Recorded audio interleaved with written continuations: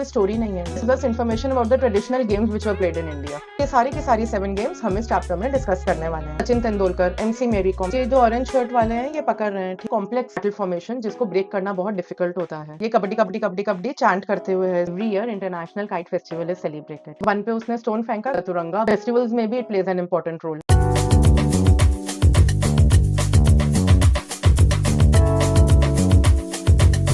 Hello बच्चों, कैसे हैं आप? I am Shraddha, your educator from study with श्रद्धा।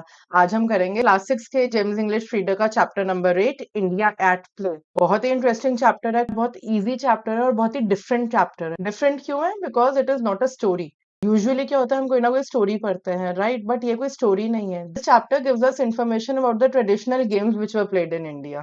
इस वीडियो में हम करेंगे पहले चैप्टर का माइंड मैप, उसके बाद मैं इस चैप्टर को अच्छे से रीड एंड एक्सप्लेन करूंगी with many many pictures and many many videos also, and then उसके बाद हम करेंगे इस चैप्टर की summary.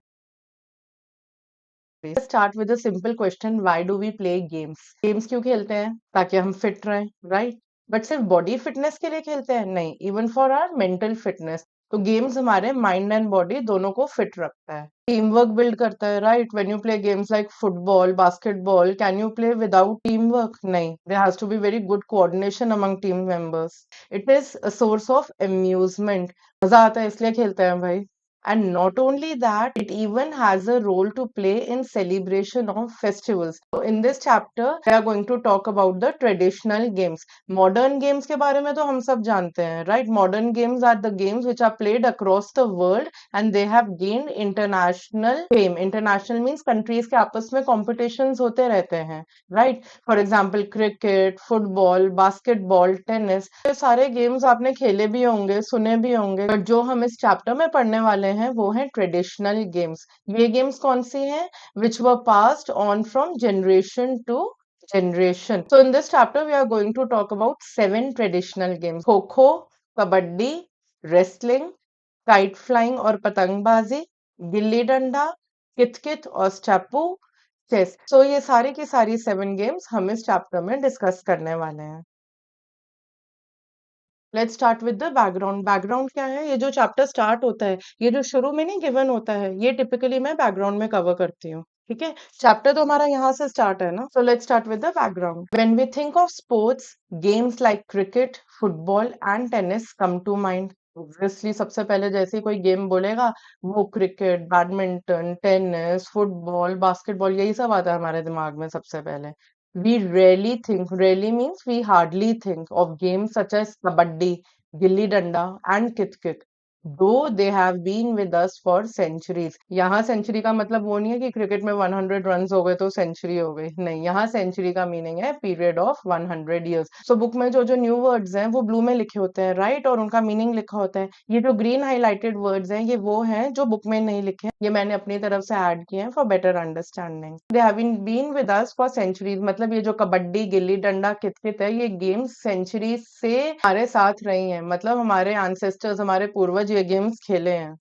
And are played enthusiastically. Enthusiasm is बहुत ज्यादा उत्साह से खेलते हैं हम ये games.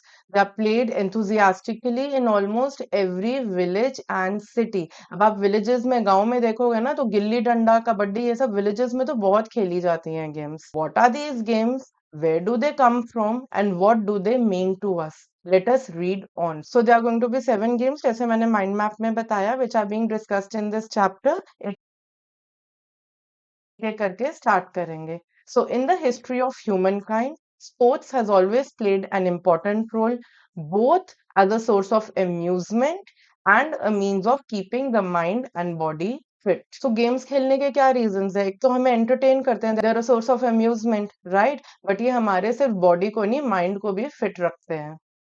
In ancient India, ancient means प्राचीन, as with many ancient civilizations. Now, what is the meaning of the word civilization? ये social science में अब आगे आ गया, बहुत ये word करने वाले हो। जैसे हर एक country के अपने rules, regulations, अपने laws होते हैं, पहले civilizations थी। So basically they were societies जिनके अपने rules होते थे, regulations होते थे, अपने laws होते थे। Indus Valley civilization हो गया, Roman civilization हो गया, हम बहुत civilizations के बारे में एक एक करके अब पढ़ने वाले हैं आगे आगे social science में। So the dictionary Dictionary meaning of civilization is a stage of social development identified by formation of organized communities, permanent settlements, educational and healthcare sectors, etc. ठीक है? In ancient India, as with many civilizations, it was not enough to gain knowledge. सिर्फ knowledge gain करना civilization का aim नहीं था. Even fitness was an important aspect. The health and fitness of one's body was equally important. So health and fitness को पुराने जमाने में भी बहुत importance दी जाती थी. Long before India had embraced cricket and football. So, what is the meaning of the word embraced? Embraced means to accept something enthusiastically. Long before means बहुत time पहले. ठीक है? Long before India had embraced cricket and football. मतलब cricket and football का वो जो craze है ना, वो सब तो बहुत बाद में start हुआ. हम पुराने time की बात कर रहे हैं. Games such as kite flying, kabaddi and kho-kho, to name a few, were played both by kings and commoners. So what is the meaning of commoners? Commoner is common people, आम आदमी. पुराने जमाने में कोई टीवी, गैजेट्स ये सब थोड़ी ना थे. पुराने जमाने में games were a very important source of entertainment. तो पुराने जमाने में राजा महाराजा आम आदमी ये सब क्या गेम्स खेलते थे? Kite flying, kabaddi, kho kho. सो अब हम एक एक करके इन गेम्स के बारे में पढ़ेंगे. These games do not boast of having famous sports persons such as Sachin Tendulkar or MC Mary Kom. अब boast का मीनिंग क्या है? Something to be very proud of. So कौन से famous sports persons के बारे में बोला गया है? Sachin Tendulkar, MC Mary Kom. So MC Mary Kom का फुल नेम है मांगते चंगनीजंग मेरी कॉम. ठीक है? This is not given in the book. मैंने ऐसे आपकी इन्फॉर्मेशन के लिए यहाँ मेंशन कर दिया है. अगर आपसे कोई क्रिकेटर का नाम पूछेगा तो आप सबको पता होगा विराट कोहली, सचिन तेंदुलकर. बट सडनली अगर आपसे कोई पूछे कि किसी खो खो प्लेयर का नाम बताओ, so एकदम से until and unless you have googled about it, it is not something which we have heard of. But they are immensely popular even today. Traditional games are popular even today क्यों खेले जाते हैं, but they are not very famous like cricket, etc.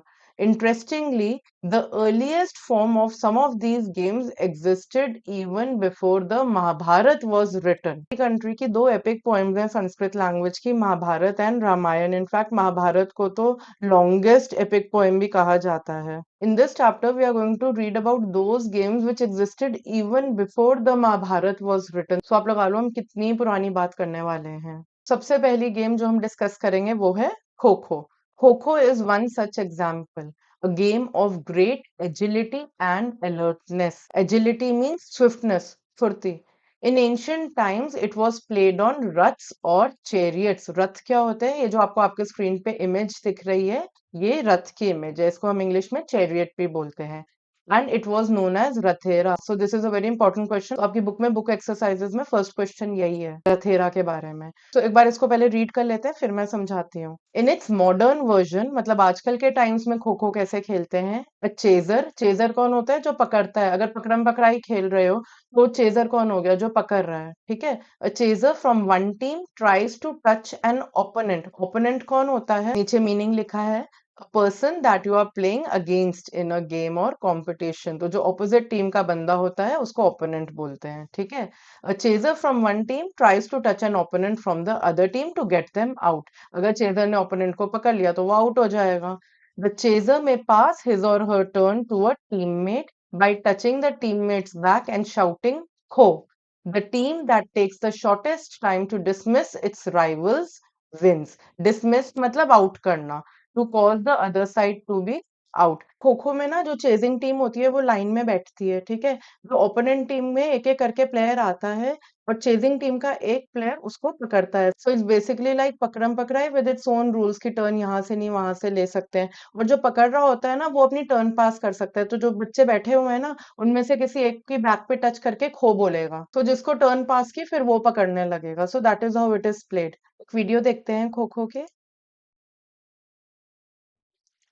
सो ये जो orange shirt वाले हैं ये पकड़ रहे हैं. ठीक है. अब ये जाएगा ये बैक पे बोलेगा खो फिर वो पकड़ने लगेगा खड़े होके. ठीक है. येलो शर्ट वाले को चेस कर रहे हैं in this video.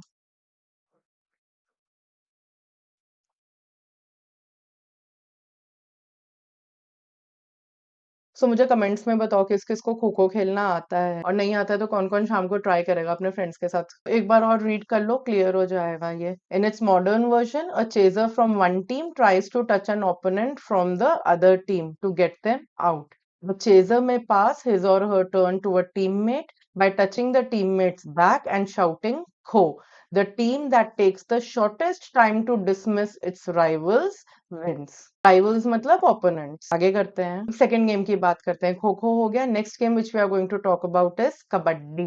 Another game of touching and dismissing opponents is kabaddi.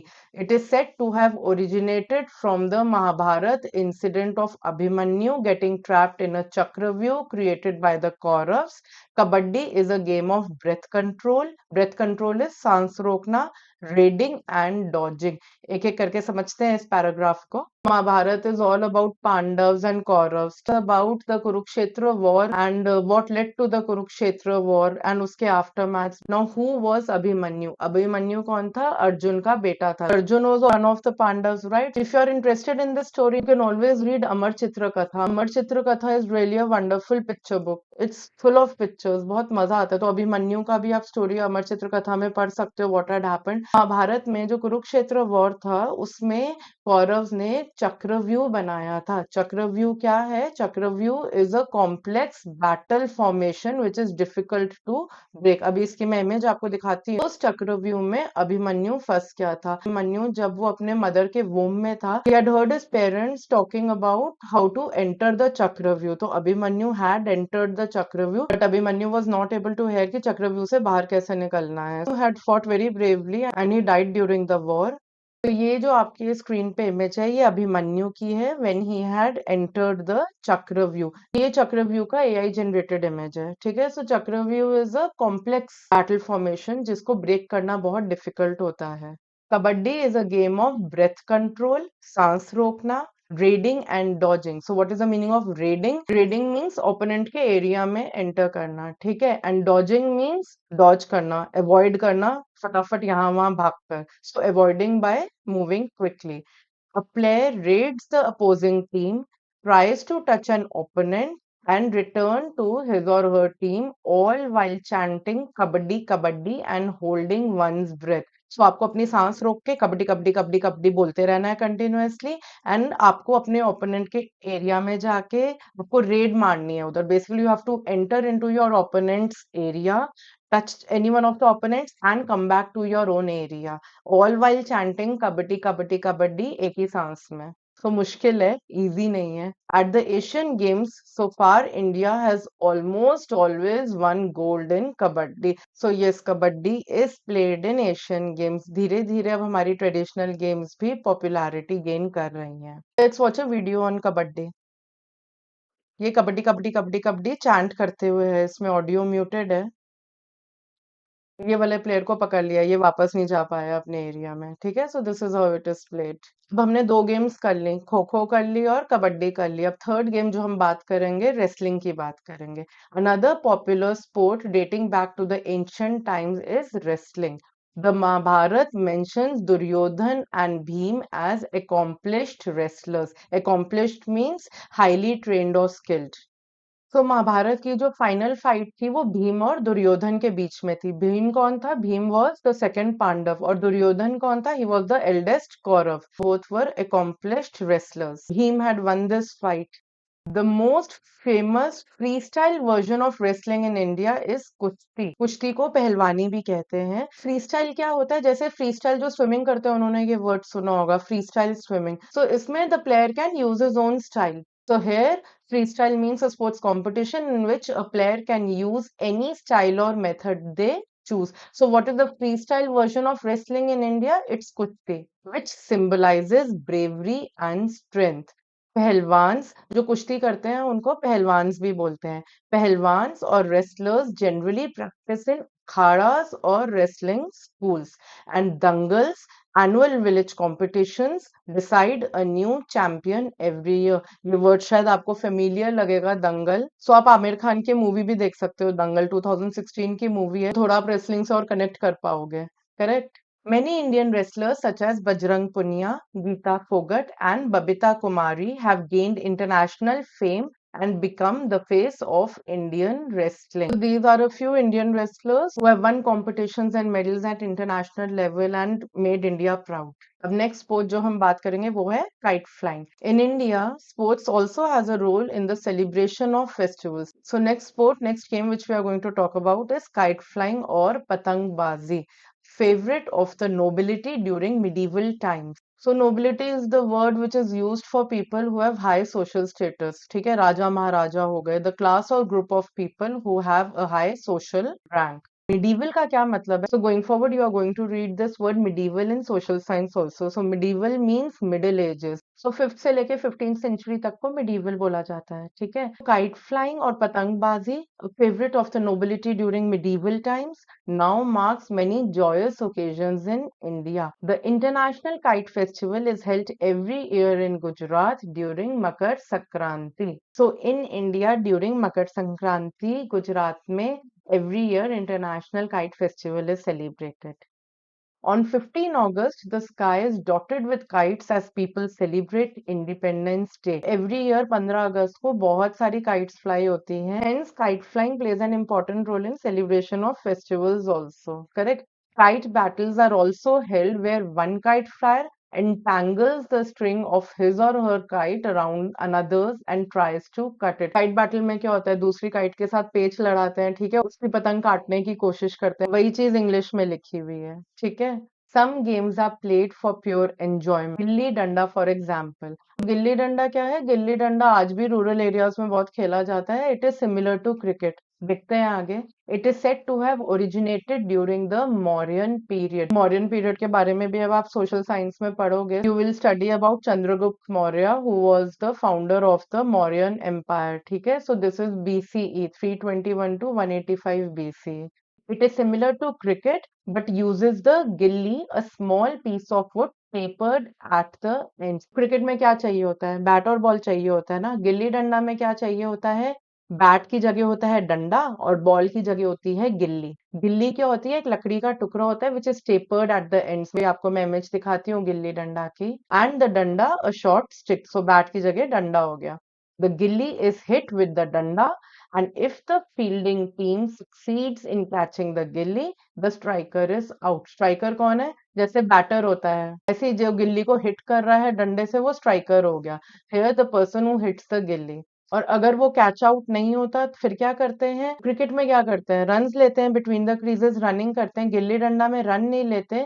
जितनी दूर गिल्ली गिरती है ना उसका डिस्टेंस डंडे से नापते हैं. एक बार रीड करते हैं इसको.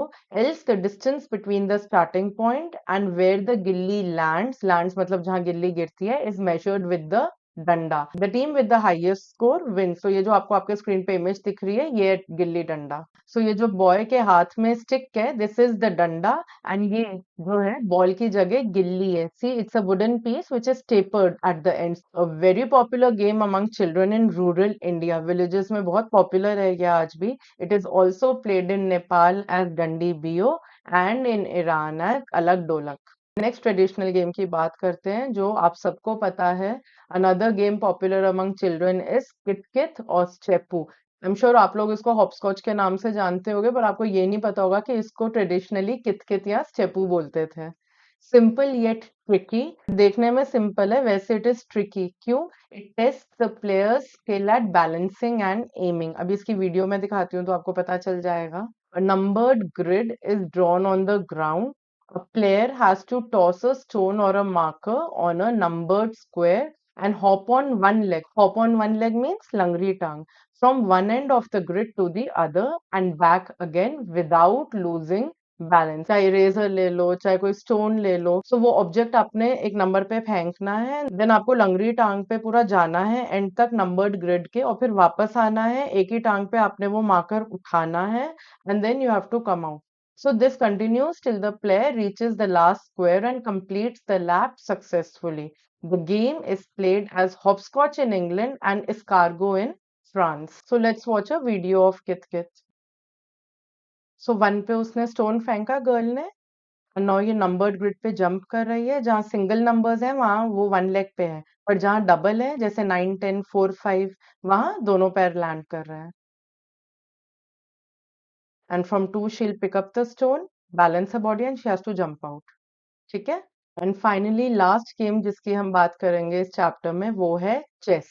Most of these games require the full involvement of one's body and mind. तो अब तक हमने जितनी गेम्स पढ़ी हैं, ये 6 की 6 गेम्स हैं, उनमें आपका बॉडी एंड आपका माइंड दोनों फुल्ली इन्वॉल्व होंगे, तभी आप वो गेम अच्छे से खेल पाओगे।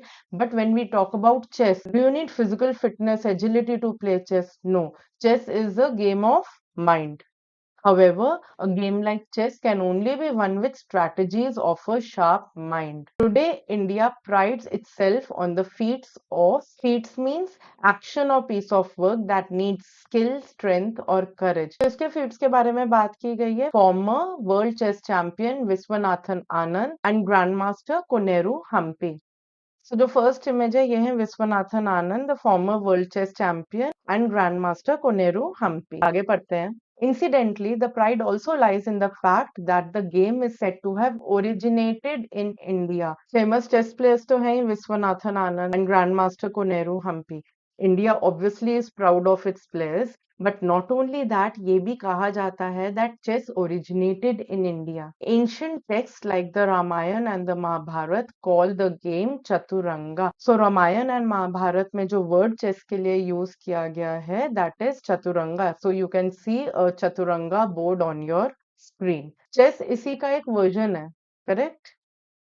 According to the Persian poet Firdausi, so Firdausi was a famous Persian poet. ये जो आपके स्क्रीन पे इमेज है ये फिरदौसी की है, ठीक है।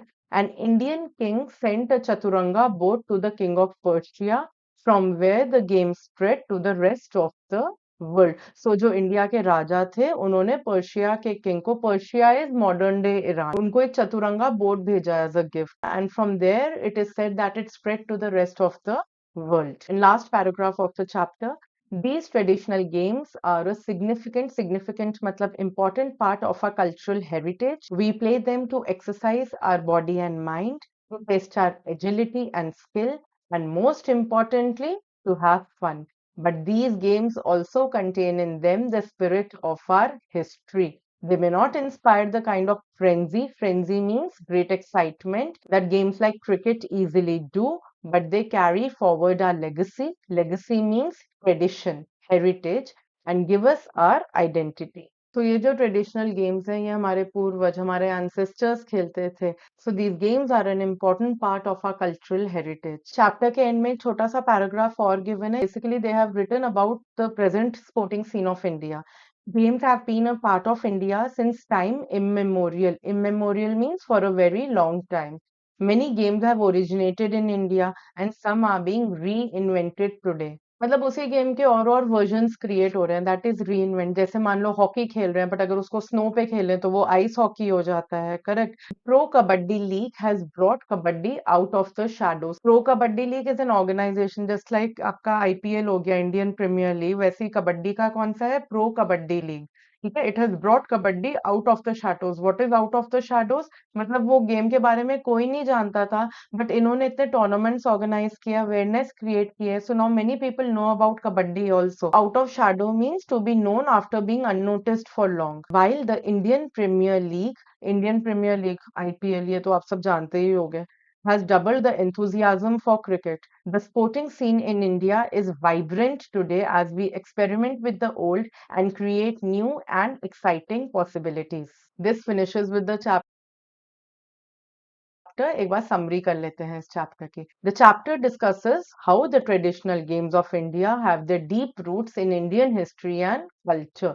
Sports have always played an important role. Why? Because it is not only healthy for the body and the mind, but it is also a source of amusement. इसके अलावा हमने और क्या पढ़ा?